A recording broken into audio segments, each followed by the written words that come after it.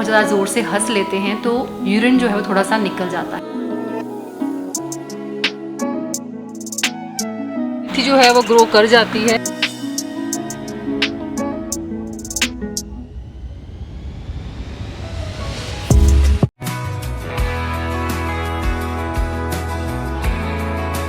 Hello everyone, welcome back to another vlog. तो Jasmine की shift change होती है और साथ ही मेरी रूटीन भी। तो आज 5:45 बजे मैं उसके लिए ब्रेकफास्ट बना रही हूँ। शिफ्ट तो खैर उसकी सिर्फ 2 वीक के लिए चेंज हुई है, लेकिन उसके साथ साथ फिर बहुत सारे चेंजेस जो हैं वो हमको भी करने पड़ते हैं। 5 बजे से पहले पहले वो घर आ जाती है, लेकिन मैं भी उस टाइम अपना फ्रेशन अप हो रही होती हूँ। कुछ देर बैठ के अपना नितनेम करना होता है। हम सभी शुक्राना करते हैं उसका अपने अपने तरीके से। तो बस 5:30 और 5:45 बजे के बीच बीच में आ जाती हूँ मैं किचन में। बस 6 बजे वो अपना ब्रेकफास्ट करती है और सोने चली जाती है। प्रिपरेशन जो है ब्रेकफास्ट के लिए वो रात को ही कर लेती हूँ मैं। तो क्योंकि आज मुझे स्टफ्ड मूंग दाल चिल्ला बनाने थे, तो मूंग दाल जो मैंने पहले भिगो दी थी उसके बाद उसको ग्राइंड करके उसमें डाला था मैंने अदरक, हरी मिर्च और नमक। तो ग्राइंड करके उसका जो बैटर था उसे मैंने ऐसे ही फ्रिज में रख दिया। और जो मैंने स्टफिंग करनी थी उसको भी मैंने रेडी कर लिया था, लेकिन सिर्फ नमक वगैरह जो है सीजनिंग मतलब वो नहीं डाली थी। वो सारा कुछ मैंने सुबह ही डाला था। स्टफिंग के लिए पनीर और गाजर को ग्रेट कर लिया और शिमला मिर्च को बहुत बारीक चॉप कर लिया और बस इसे ऐसे ही किसी कंटेनर में डालकर फ्रिज में रख दिया था। तो मतलब ये आपकी 80% तैयारी जो है वो हो जाती है अगर आप रात को ये करके रख लेते हो। तो सुबह तो फिर ज़्यादा टाइम लगता भी नहीं है और सुबह मेरे पास इतना टाइम होता भी नहीं है। अगर आप हर चीज़ को on the spot he ready करोगे तो फिर बहुत कुछ इंपॉर्टेंट भी छूट जाता है। सुबह तो इतना रश होता है काम का कि अगर 5-5 मिनट भी बचते हैं तो वो भी बहुत लगते हैं। चीला जैसे हम नॉर्मल बनाते हैं वैसे ही बनाना है और जो स्टफिंग है वो ऊपर से ही डाल देनी है। हल्का सा ऑयल आप और डाल सकते हैं। पलट पलट के सेक लीजिए, बहुत ही क्रिस्पी बनते हैं और बहुत टेस्टी बनते हैं। ग्रीन चटनी या टोमेटो केचप के साथ आप सर्व कर सकते हैं। गुड मॉर्निंग, ये तो गुड नाइट हो रही है। तो जैस्मिन की तो हो गई है गुड नाइट, लेकिन हम चलते हैं ऊपर अपनी बॉडी को ये बताने के लिए कि तुम रेस्ट करने के लिए नहीं, मूव करने के लिए बनी हो। और कौन कह रहा था कि जोई को नहीं देखा? इस शैतान को पिछले कुछ व्लॉग्स में मैंने बहुत ज़्यादा दिखाया है। आई थिंक आपने वो व्लॉग्स जो हैं वो स्किप कर दिए। खैर ज़्यादा नहीं, 10 से 12 मिनट की वॉक करती हूँ मैं सिर्फ। उसके बाद आ जाती हूँ अपने जिम में, वर्कआउट करेंगे। और ये मेरी प्लेट्स जो हैं मैंने ऑर्डर की थी, इतना टाइम लग रहा है ना इनको आने में। ये थी मेरी कर्व रॉड के लिए प्लेट्स। इसके साथ हम आर्म्स की एक्सरसाइजेस किया करेंगे। देखो, हर मसल को स्ट्रॉन्ग करना है, तभी बॉडी का हर पार्ट स्ट्रॉन्ग होगा। क्योंकि अगर हमारे मसल स्ट्रॉन्ग है ना तो बहुत सारे हेल्थ इश्यूज होने से हम बच जाते हैं। और इसी चीज को मैं आपको एग्जाम्पल देके समझाती हूँ। अच्छा, ये चीज़ तो सबको पता होगी क्योंकि जितने भी ओल्ड एज पीपल हैं उनसे हमारी बात भी होती रहती है। जैसे जैसे एज बढ़ती जाती है, जो बुजुर्ग लोग हैं वो एक प्रॉब्लम फेस करते हैं। वो प्रॉब्लम क्या है? जब भी वो जोर से खांसते हैं, छींकते हैं या कि बहुत ज़्यादा जोर से हंस लेते हैं तो यूरिन जो है वो थोड़ा सा निकल जाता है। जैसे एज बढ़ेगी वो सबके साथ होगी।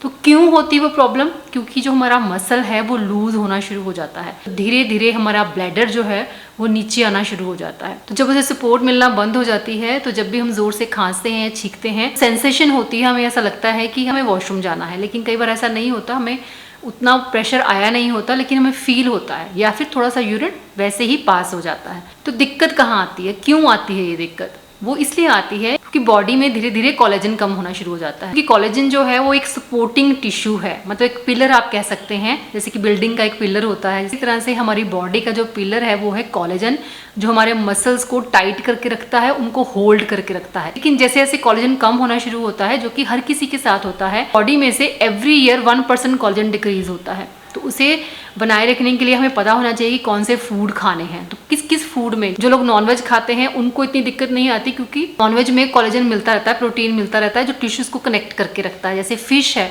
उसमें बहुत ज़्यादा कोलेजन होता है। एग्स हैं, चिकन है, लीफी वेजिटेबल्स अगर आप डेली खाते हो तो, अगर आप विटामिन सी आपका सही है। सब चीज़ें लेने के साथ साथ हमें सप्लीमेंट भी लेने पड़ते हैं और सप्लीमेंट लेने बहुत ज़रूरी होते हैं। पता नहीं क्यों ऐसा माइंडसेट बना हुआ है कि एक्स्ट्रा सप्लीमेंट अगर हम लेते हैं तो हमें नुकसान होता है। नुकसान नहीं होता, बल्कि वो जो एक्स्ट्रा सप्लीमेंट्स है ना वो हमको हेल्प ही करते हैं। इसलिए हमेशा बात करती हूँ कि प्रोटीन जरूर लीजिए, मल्टीविटामिन जरूर खाइए, कोलेजन जरूर कंज्यूम कीजिए, क्योंकि आपको सारा कुछ नहीं मिल सकता है अपने फूड्स में से। आप ले सकते हैं, लेकिन आपको साथ में एक्स्ट्रा सप्लीमेंट्स की हेल्प भी लेनी पड़ती है। आपको बहुत अच्छे से पता है कि मैं फाइटिकलेटेड ग्लो जो कोलेजन है उसका यूज करती हूँ। 2 फ्लेवर मैं ट्राई कर चुकी हूँ। आज आप ही के सामने मैं तीसरा फ्लेवर खोलने वाली हूँ, वो ट्राई करते हैं कि वो कैसा है। फार्टिका लेट इट ग्लो का ऑरेंज फ्लेवर और पाइनएप्पल फ्लेवर में ट्राई कर चुकी हूँ, दे आर अमेजिंग। तो आज मैं ट्राई कर रही हूँ फ्रूट पल्प। तो 3 फ्लेवर्स में आता है, अपनी चॉइस के हिसाब से आप कोई भी चूज कर सकते हैं। डिब्बे के अंदर ही आपको एक स्कूप मिल जाता है, तो बस एक स्कूप आपको एक ग्लास पानी में डालना है, मिक्स करना है और पी लेना है, बस इतना सा काम है। अच्छी डाइट के साथ जब आप कोलेजन सप्लीमेंट भी लेते हैं तो आपके मसल्स टाइट रहते हैं और आपकी स्किन भी अनइवन नहीं रहती। स्मूथ स्किन आप देखेंगे, धीरे धीरे पिगमेंटेशन रिड्यूस होने लगेगी और रिंकल्स डिले हो जाएंगे। और दूसरी अच्छी चीज ये है कि जितने भी कोलेजन मार्केट में मिलते हैं उनके कंपैरेटिव इसमें एल-ग्लूटाथाइन है, हाइलुरोनिक एसिड है और साथ में इसमें बायोटिन भी है, जो आपकी नेल्स को, आपकी हेयर को स्ट्रेंथ देता है, आपकी स्किन को हेल्दी और रेडिएंट रखता है। और विटामिन सी की मैं वैसे ही बहुत बड़ी फैन हूँ, तो इसमें विटामिन सी भी है जो आपकी स्किन की डलनेस को खत्म करके आपको ब्राइटन लुक देता है। जितने भी इंग्रेडिएंट्स मैंने आपको बताए इस कोलेजन में हैं, वो सारे आपकी स्किन को टाइटन और लिफ्ट करने में हेल्प करते हैं। और कहते हैं कि जब लुक अच्छी होती है तो कॉन्फिडेंस भी इनहैंस होता है। तो यू मस्ट ट्राई इट। अगर आप ट्राई करना चाहें तो लिंक आपको डिस्क्रिप्शन बॉक्स में मिल जाएगा। तो चलिए, कोलेजन की इंपॉर्टेंस समझ लेने के बाद वापस आते हैं अपने वर्कआउट पे, वर्कआउट की इंपॉर्टेंस समझने के लिए, क्योंकि फेस्टिवल्स हैं और हमें लगता है कि हम बहुत ज्यादा बिजी हैं। ऑब्वियसली होते भी हैं हम, लेकिन सबसे इजी टारगेट लगता है हमें एक्सरसाइज छोड़ना। लेकिन इस टाइम पे जब हमने बहुत सारी मिठाई खानी है, फ्रूट जूसेस जो कि प्योर शुगर से बने होते हैं वो भी हम कंज्यूम करते हैं जब हम एक दूसरे के घर पे जाते हैं, तो अपने आप सोचने वाली बात है कि जब हम डेली बेसिस पे हेल्दी डाइट लेते हैं तो एक्सरसाइज भी करते हैं, लेकिन जब हम डाइट अनहेल्दी कर देते हैं और ओवर ईट कर रहे होते हैं तब हम एक्सरसाइज छोड़ देते हैं। मतलब एक बार को दोनों ही चीजें हम बिल्कुल सही कर रहे हैं और दूसरी बार दोनों ही चीजें गलत। तो बैलेंस करने के लिए अगर आप थोड़ा बहुत मीठा खाएंगे भी फेस्टिवल्स में, पर एक्सरसाइज नहीं छोड़िएगा। चलिए, आज मैं चेस्ट वर्कआउट कर रही हूँ, तो मैं आपको बताती हूँ कि डंबल्स के साथ भी आप कर सकते हैं बेंच की सपोर्ट लेकर। लेकिन जैसा कि मैंने पिछली वीडियो में डिस्कस किया था कि सब लोग अभी ये चीज नहीं ले पा रहे हैं, सारे इक्विपमेंट्स नहीं बाय कर पाएंगे, तो रेजिस्टेंस बैंड जो है वो सेम काम करता है। मतलब इतनी एक चीज हम लोग ले सकते हैं, लेकिन रिव्यू वगैरह रीड करके अच्छी कंपनी का लीजिएगा, अदरवाइज मैं भी लिंक डाल दूंगी, आप चेक कर सकते हैं। तो चलिए, रेजिस्टेंस बैंड के साथ हम 6 एक्सरसाइज करेंगे और हमारा चेस्ट वर्कआउट जो है कंप्लीट हो जाएगा। और उसके बाद मैं आपको बताऊंगी कि अगर आपके नी में पेन है तब आप स्क्वाट कैसे कर सकते हैं और कैसे उस नी पेन को भी क्योर कर सकते हैं। रेजिस्टेंस बैंड के साथ एक रिबन मिलता है, उसको आपने डोर के बाहर वाली साइड पे रखना है। डोर बंद करने के बाद ये प्रॉपर फिक्स हो जाता है, निकलने का कोई डर नहीं रहता। तो 3 पोजीशंस पे हम इसको लगाएंगे। सबसे पहले शोल्डर पोजीशन पे लगाएंगे और उसके साथ हम 2 एक्सरसाइज करेंगे, जैसा मैं आपको स्क्रीन पे दिखा रही हूँ। स्टैंडिंग पोजीशन सेम रहेगी। फर्स्ट एक्सरसाइज में जब हमने रेजिस्टेंस बैंड को पुल करना है तो ज्वाइन करने के बाद जब रिलीज करेंगे तो आर्म्स जो है वो पूरी तरह से वाइड हो जाएंगी। 15 से 20 रेपिटेशन के 3 सेट लगेंगे। सेकेंड एक्सरसाइज में आर्म्स को पुश बैक करेंगे लेकिन वाइड नहीं करेंगे। लेकिन मेक श्योर इसमें बॉडी आपकी ज्यादा मूव नहीं होनी चाहिए, बॉडी को थोड़ा स्टिफ रखिए और अपनी आर्म्स को मूव कीजिए।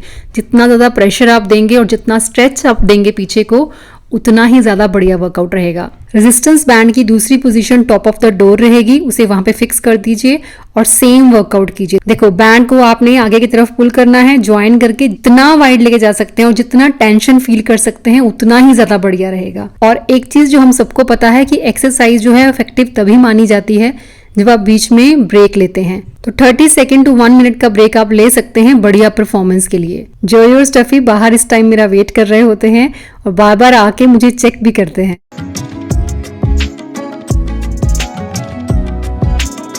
बिल्कुल सिंपल लैंग्वेज में बोलूं तो फर्स्ट एक्सरसाइज में हमने मुट्ठी को ज्वाइन किया था और दूसरी एक्सरसाइज में मुट्ठी को उल्टा कर लेना है और फिर ज्वाइन करना है।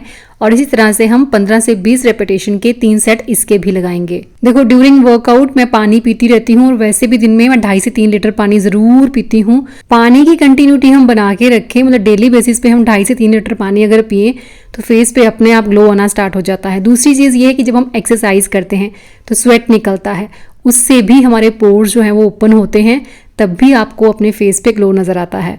तो कहने का स्टैंड ये है कि एक्सरसाइज डेली करते रहिए और पानी भी ठीक मात्रा में पीते रहिए। अच्छा, बातों बातों में अब हम रेजिस्टेंस बैंड को ले आए हैं बॉटम पोजीशन पे। यहाँ पे भी हम 2 एक्सरसाइज करेंगे जिसके हम 15 से 20 रेपिटेशन के 3-3 सेट लगाएंगे। एक एक्सरसाइज जो है वो मेरी मिस हो गई, पता नहीं कैमरा में कैसे रिकॉर्ड नहीं हुई, उसमें क्या है, जो हमने अपनी मुट्ठी है, जैसे मैंने सिंपल बात की कि सरल भाषा में बोले तो मुट्ठी का मुंह हमने ऊपर की तरफ रखते हुए उसको स्ट्रेच करना है। और ये 6 एक्सरसाइज कंप्लीट करने के बाद मैंने 2 एक्सरसाइज की थी कार्डियो की, और इन एक्सरसाइजेस को मैंने स्टेपर पे ही परफॉर्म किया था। और इन दोनों एक्सरसाइजेस के मैंने 2-2 सेट लगाए थे 100 रेपिटेशंस के साथ।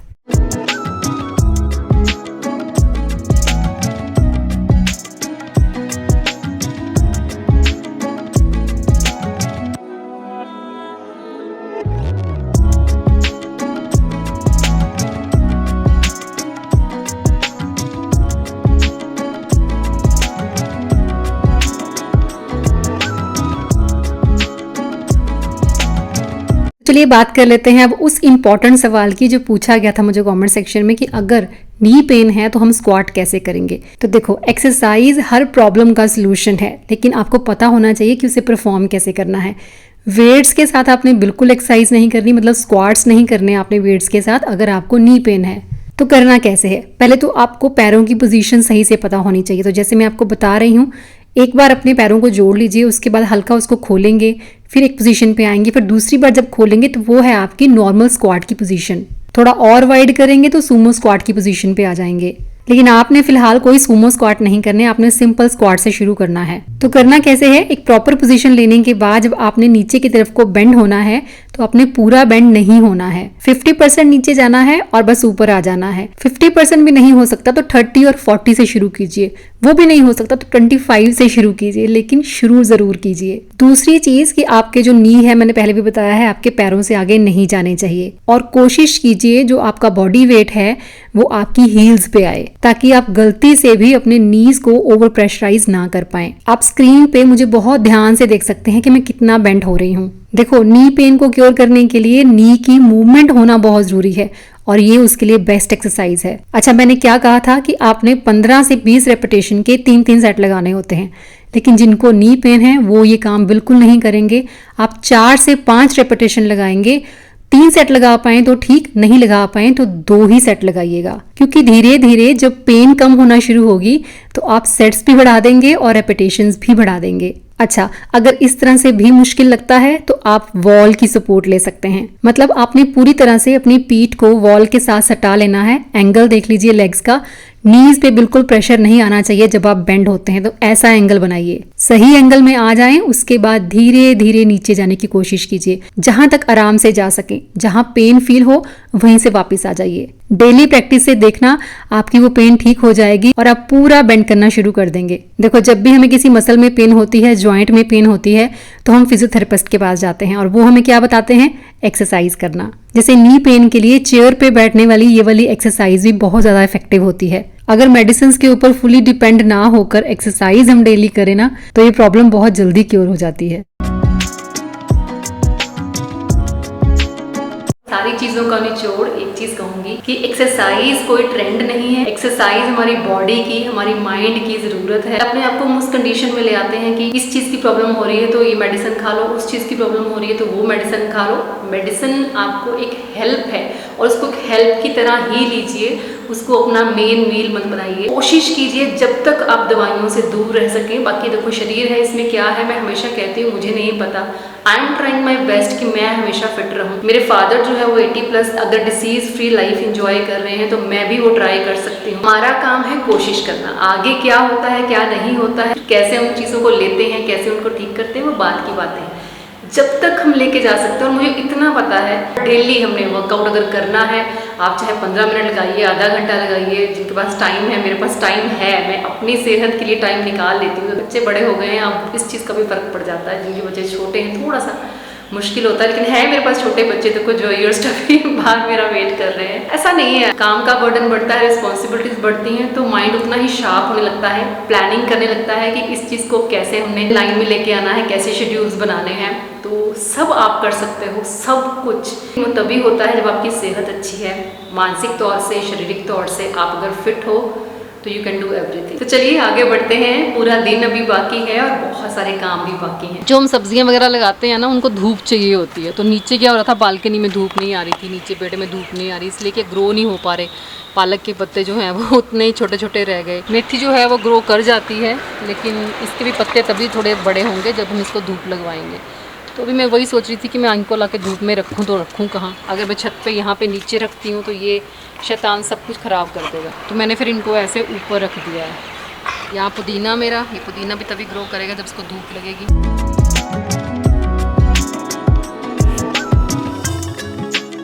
एक्सरसाइज करके मैं नीचे आती हूँ, फिर स्टफ़ी को वॉक पे लेके जाती हूँ। पहले मैं उसको अर्ली लेके जाती थी, लेकिन फिर टाइम जो है वो चेंज करना पड़ता है। वैसे भी थोड़ी दिक्कत यहाँ आने के बाद ये हुई है कि 3-4 डॉग्स हैं गली में। सुबह सुबह जाओ तो वो निकलने ही नहीं देते, तो फिर थोड़ा लेट जाती हूँ, तब वो वहाँ पे नहीं होते हैं, तो बस उसके हिसाब से थोड़ा टाइम चेंज कर लिया। ब्रेकफास्ट में आप सबको पता ही है आज मूंग दाल का चीला ही बनेगा, सब लोग वही खाएंगे। ब्रेकफास्ट बनाते बनाते मैं अपना प्रोटीन पाउडर भी ज़रूर ले लेती हूँ साथ के साथ। उसके बाद मतलब थोड़ा रुक कर फिर ब्रेकफास्ट करती हूँ। फेस्टिवल्स में या स्पेशली मैं कहूँ कि दिवाली के आसपास आपको अपने रूटीन कामों के साथ साथ डीप क्लीनिंग और डेकोरेशन का काम भी होता है, लेकिन बहुत जल्दी जल्दी करने के चक्कर में अपना प्रेशर बढ़ाने की ज़रूरत नहीं होती है।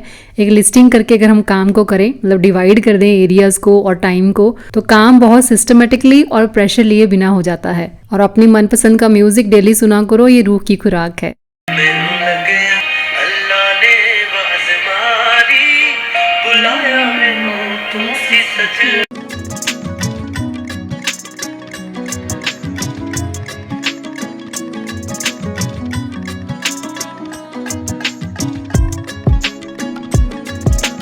कर्टन्स सिंगल कर्टन्स नहीं है, ये लाइनिंग वाले कर्टन्स है। दिवाली पे धुलते हैं क्योंकि इतने हैवी होते हैं, इनको हर 6 महीने बाद या 3 महीने बाद आप धो नहीं सकते हो, और इतने गंदे भी नहीं होते हैं, कलर भी इनका वैसा है। होम टूर वीडियो में मुझे कोई कह रहा था कि आप अपने कर्टन्स चेंज कर लो घर के, बढ़िया हैं, अभी बिल्कुल कपड़ा खराब नहीं हुआ, कोई कलर फेड नहीं हुआ है, तो क्यों बेफालतू में रिसोर्सेज खराब करने। चीज़ों को डिस्कार्ड करने के लिए आपके पास कोई अप्रोप्रिएट रीज़न भी होना चाहिए, यूं ही नहीं चीज़ों को फेंक दिया करते।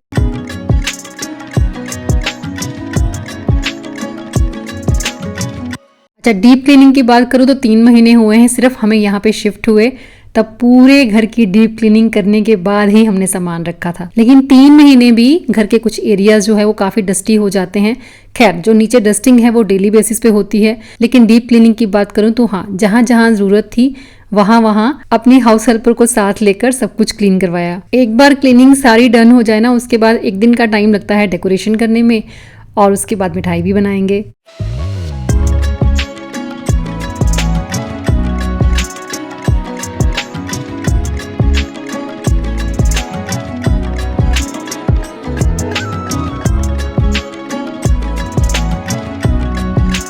यहाँ पे सीढ़ी लगाए तो यहाँ ऊपर तक हाथ चला जाएगा। डिजाइन तो बन जाते हैं घरों के, लेकिन सफाई करनी कितनी मुश्किल होती है ना। बहुत सारी ऐसी ब्लेसिंग्स होती हैं ना जिनको हम कभी काउंट ही नहीं करते, लेकिन अगर आपके अंदर भावना ग्रेटिट्यूड की है ना, तो वो सब चीज़ें आपको नजर आती हैं।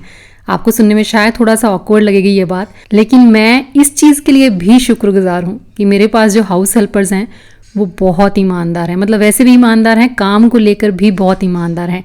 मैं कभी भी उनको कोई भी काम बोल दूं, वो कभी मना नहीं करेगी, और जब भी वो काम करेंगी पूरी ईमानदारी के साथ करेंगी। तो कहने का मतलब है कि कोई भी आपके लिए कुछ कर रहा है, चाहे उसके लिए आप पे ही करते हैं, लेकिन फिर भी शुक्र कीजिए। तो चलिए विदा लेती हूँ और मिलूंगी आपसे बहुत जल्दी नेक्स्ट वीडियो में। Till then bye bye, take care and stay healthy.